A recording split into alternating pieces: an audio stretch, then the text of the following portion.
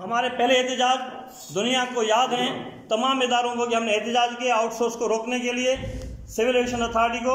तो उन्होंने क्या किया, हमें उधर चैम्बर में बुला लिया स्टैंडिंग कमेटी के सागदार साद रफीक ने कि आप आए हमारे से बात करें। जब मैंने नवीद कमर साहब भी उसमें हमारे पीपल्स पार्टी के लीडर मौजूद थे, मैंने उसी से मुखातिब किया। मैंने कहा सर एक तरफ हमें यहाँ एंगेज कर रहे हो कि आए आप बातें करें, उधर आपने 8 सेनेटरों के साथ बिल पास कर दिया है कि यूनियन पे पाबंदी है। आप किस चीज की हमसे फिर कल डील करोगे? जब हम होंगे ही नहीं तो डील किससे करोगे? जमानत किसको दे रहे हो? तो उसने कहा कि मेमर साहब ये बातें ना करें, वो ना करें। तो मैंने कहा फिर हमें आंखें नहीं दिखाओ, मैं बाइकाट करके जा रहा हूँ। जब मैं उठ के जाने लगा मेरी टीम, तो उन्होंने फिर नवीद कमर को रिक्वेस्ट की कि आपका सिंधी है, इसको कवर करो, इसको कंट्रोल करो, इसको बैठाओ, बात करो। तो ये इनकी वही मोनोपोली है, इदारों को तबाह करें फिर इनको बेचें और खुद खरीदें। मॉडल टाउन में हमारे एयरपोर्ट की जमीन है, वो कोड़ियों के भाव बेची है चौधरी उसने साद रफीक ने। रिंग उस पे इस्लामाबाद में रिंग रोड पे जमीन बेची है 1 रुपए मुरब्बे के हिसाब से। अफसोस की बात है, और हम आंखें बंद करके बैठे हैं।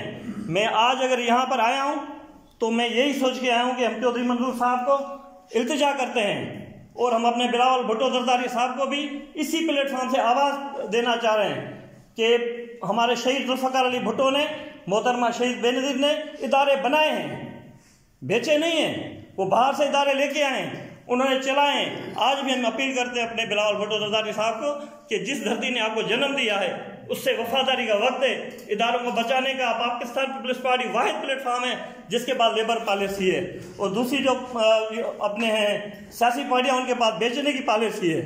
तो हम कहेंगे कि अगर हम आज उसकी आवाज़ बन रहे हैं तो आपकी तालियों में बिलावल साहब को अपील करें कि हम आपके साथ हैं। बिलावल साहब कदम बढ़ाओ और इदारों को बचाओ,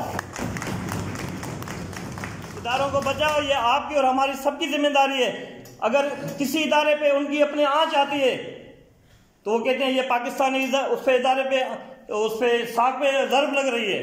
तो ये पाकिस्तानी इदारे नहीं है जिनको बेचे जा रहे हैं, जिनको तबाह किया जा रहा है। एयरपोर्ट एक हसास इदारा है, वो आप बाहर की कंपनियों को दे रहे हो ठेके पे, तो क्या वो हसास इदारा नहीं है? कल कौन से मुल्क आपके पास आएंगे, वो किस तरह वो जो है ना वो डील करेंगे इदारों को? तो लिहाजा मैं उनको भी कहता हूं कि आप हमारे मुल्क के सरबराह हैं, आप अपना सोयो मोटो अदालत ले, रियासती इदारे लें। और मैं सबसे बड़ी अपील करूंगा बिलावल भुट्टो साहब को कि आप हमारा ये सोयो मोटो एक्शन ले और इदारों को बचाने की कोशिश करें। और हम सब आपके साथ, जन तन मन के साथ आपके साथ हैं। और सिंध ने साबित कर दिया है कि बिलावल भुट्टो साहब को 100% सीटें दी हैं। ये मजदूरों का इत्तेहाद है। भले वहाँ पर कितना भी जुल्म होता है, जागीरदार हमारे पर कितना भी जुल्म करते हैं, लेकिन हम फिर भी मजदूरों के साथ, मजदूर पार्टी के साथ हैं और पार्टी के साथ रहेंगे इंशाअल्लाह।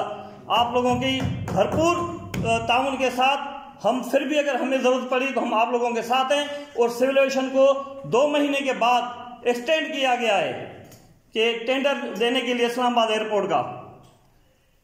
इससे पहले भी वो गए थे दुबई, लेकिन हमारे एहतजाजों ने उनके लिए सवालिया निशान बना दिया।